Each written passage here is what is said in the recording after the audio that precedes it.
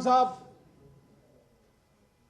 चाहे जेल में हो चाहे जेल से बाहर हो, पिछले 54 साल से वो सब जिलाली परचम के लिए दुनिया में चार दांगे आलम अपनी कोशिश कर रहा है कि मुल्क भी मेरा है और फौज भी मेरी है। मैं देख रहा हूं पिछले 3 दिनों से हुकूमती प्रोपेगेंडा, मैं देख रहा हूं कि अपनी कमजोरियां और अपनी कोता अंदेशियों को तहरीक इंसाफ के बुग़्ज़ में लपेटकर अवाम को एक मीठी गोली देने की कोशिश की जा रही है। हम इस कोशिश को रद्द करते हैं, हम इस तासुर की नफी करते हैं।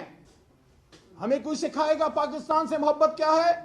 अली मोहम्मद को सिखाएगा, इमरान खान को सिखाएगा, मेरे लाखों करोड़ों तहरीक इंसाफ के वोटर वर्कर सपोर्टर को सिखाएगा कि पाकिस्तान से मोहब्बत क्या है, फौज क्या चीज होती है और मुल्क के लिए फौज की क्या अहमियत है। आओ अपनी जिम्मेदारियों को पहचानो। शहबाज शरीफ साहब, आज तीसरा दिन है। Where are you and where is your interior minister? Parliament का फोरम भाएं भाएं कर रहा है। एक आपका डिफेंस मिनिस्टर है, उम्र में मुझसे बड़ा है, फिर भी मेरी तरबियत ऐसी है कि मैं कोई गलत बात फिर भी चाहूं भी तो नहीं कर सकता। मैं चाहूं भी तो किसी को गाली नहीं दे सकता। लेकिन क्या ही अच्छा होता कि कल डिफेंस मिनिस्टर साहब कौम को बताते कि यह ऑपरेशन किस तरह हुआ, कितनी इसमें शहादतें हुई, कितने बेगुनाह शहीद हुए और क्या और किस तरीके से ये सारा प्रोसेस मुकम्मल हुआ।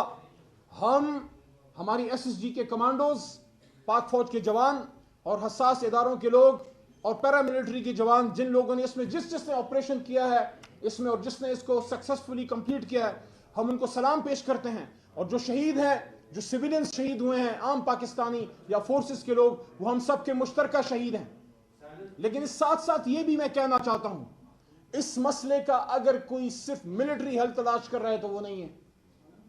सिर्फ फौजी हल इसका नहीं है, सिर्फ ऑपरेशन इसका हल नहीं है। 1972 जब मैं और आप हम में से शायद कोई भी तब पैदा नहीं हुआ था और बड़ी डेमोक्रेसी की बात होती है। कल बिलावल साहब ने भी बड़ी बातें की। आप ही के नाना भुट्टो साहब के दौर में ऑपरेशन स्टार्ट हुआ था बलूचिस्तान में। लेकिन अगर ऑपरेशन हल होता तो 50 साल से तो ज्यादा हो गए हैं। गोली से मसला हल नहीं हुआ, बोली से मसला हल होगा। गोली से मसला हल नहीं होगा, बोली से मसला हल होगा, गुफ्तगू से मसला हल होगा। सियासी फोर्सेस को बैठाइए, उनसे बात कीजिए, बलोचिस्तान के स्टेक होल्डर्स से बात कीजिए, खैबर पख्तूनख्वा के ओरिजिनल स्टेक होल्डर से बात कीजिए, जो फॉर्म 45 पे वोट लेके आते हैं, जो अवाम की जड़ों में हैं, जो अवाम के साथ उनका रिश्ता है, उनसे बात कीजिए। सिंधी पानी पे सिंध में बड़ा अनरस्ट है, सिंधियों से बात कीजिए। यहां इस पार्लियामेंट को ये आपने क्या दुकान खोली हुई है? क्या ये तकरीरी मुकाबला करने के लिए है?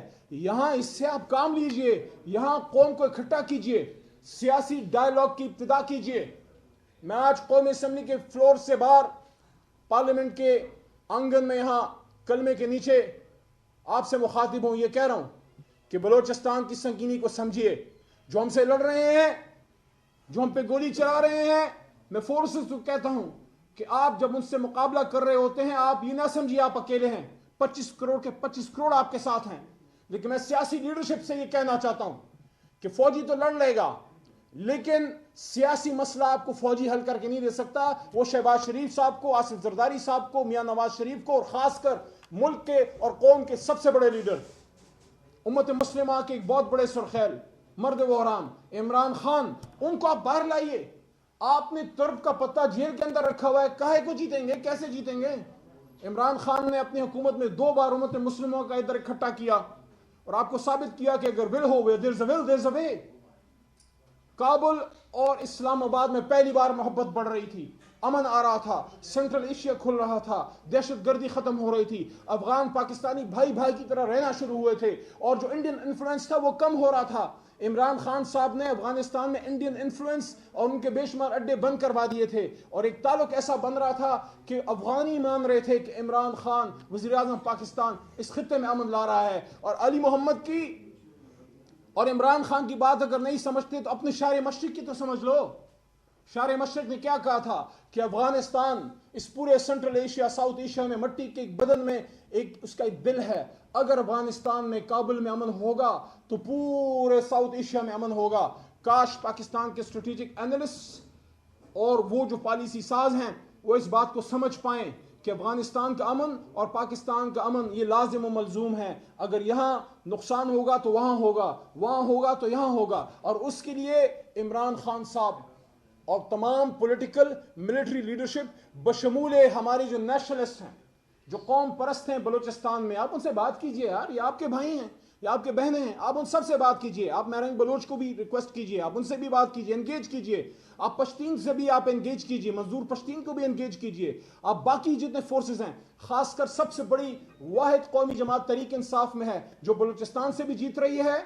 आखिरी बात, जो बलूचिस्तान से भी जीत रही है, जो फाटा एक्स फाटा से भी जीत रही है, जो तुर्बत से भी जीतती है, जो कराची से भी जीतती है, जो कश्मीर और गिलगित बल्तिस्तान में भी है, लाहौर पाकिस्तान के दिल लाहौर में भी है, इस्लामाबाद में भी तहरीक इंसाफ है, कराची और पेशावर हर जगह, स्वात मालाकंड एवरीवेयर। ये आपकी एक ऐसी जमात है, कौमी जमात, जो माजी में पीपल्स पार्टी होती थी, अब तहरीक इंसाफ है। ये आपको मुल्क को यकजा करके दे सकती है।